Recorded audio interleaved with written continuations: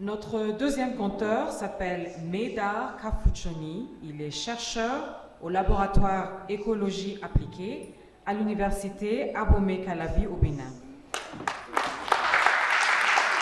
Dans son histoire, il a pris conscience d'un problème dont on ne parle pas assez. Medar. Bonsoir, mesdames et messieurs. Derrière chaque réussite, il y a toujours une histoire personnelle. Mon histoire à moi commence en 1990 dans des conditions très difficiles. Je suis né et j'ai grandi au Bénin sans jamais avoir connu mon papa parce qu'il nous a quittés prématurément avant ma naissance. Mais il m'a légué un précieux héritage, une ambition, celle de viser l'excellence professionnelle et humaine. Mais nous sommes en Afrique et généralement, de telles tragédies ont pour conséquence de ruiner totalement l'avenir des enfants. C'est pour vous dire que mon enfance a été vraiment difficile. Je me souviens encore de ces jours où le ventre vide, sans un sou en poche, je me rendais à l'école.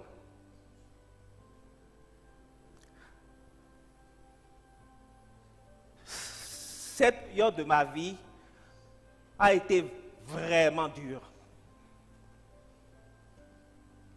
Très dure. Au point où un jour, j'en avais assez. J'ai donc décidé de produire notre propre nourriture. J'ai commencé par cultiver des légumes, des tomates et des tubercules devant la maison. Et cela nous a permis, ma mère et moi, d'avoir assez à manger, mais également d'avoir des revenus additionnels. Quelques années plus tard, je suis rentré à l'université et naturellement, je voulais devenir agronome, puisque ma passion pour l'agronomie est née. Mais je ne pouvais pas. Les frais de formation étaient très chers et nous n'avons pas les moyens. J'ai donc dû travailler de façon acharnée pendant 3 ans, en combinant parfois jusqu'à 3 emplois simultanément pour arriver à réunir les fonds nécessaires pour mes études. J'y suis arrivé. Et c'était ma plus grande première victoire. Et après ça, oui, il y a eu une série de victoires qui se sont suivies. Et c'est ce qui m'a conduit aujourd'hui devant vous cet après-midi.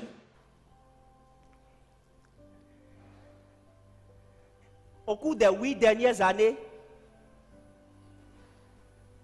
j'ai pu avoir un master, j'ai fait une thèse en génétique et amélioration des plantes, j'ai décroché plus d'une quinzaine de bourses et de subventions de recherche, des voyages par-ci et par-là, sans compter mes nombreuses publications.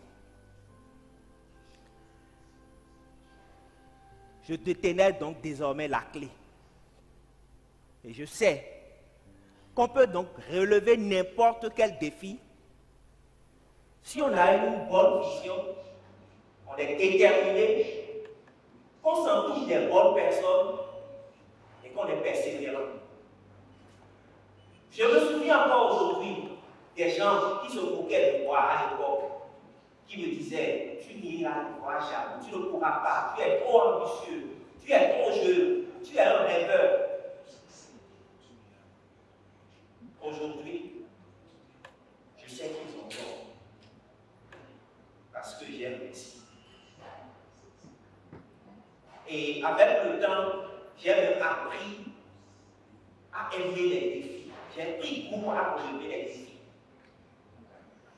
L'un de mes défis actuels, c'est de développer une variété améliorée de lentilles de terre, qui est une légumineuse négligée de mon pays, pour aider les paysans à être plus résilients vis-à-vis du changement climatique. Ainsi, ces 3 dernières années, nous avons réussi à générer pas mal de connaissances scientifiques qui nous permettent donc de démarrer le programme d'amélioration génétique de la lentille de terre. C'est un projet qui est toujours en cours. Je sais que ça prendra du temps, ça ne se fera pas du jour au lendemain. Mais je sais également que je vais réussir. Et j'espère vraiment que mon histoire pourra inspirer d'autres jeunes africains, en particulier ceux qui sont les plus défavorisés. Mon message pour eux, c'est de ne jamais abandonner son rêve. Rien n'est impossible quand on est assez déterminé, quand on a une volonté farouche, on peut réussir tout. Mais moi, malgré toutes ces réussites, je me demande aujourd'hui, et je me suis toujours posé la question, est-ce que ma vie aurait été différente si mon père était encore en vie? Et en fait, je n'ai jamais eu de réponse à cette question. Mais aujourd'hui, en me tenant devant vous ce soir, je suis sûr d'une chose. C'est que mon papa, où qu'il soit, il aurait été fier de moi. Merci.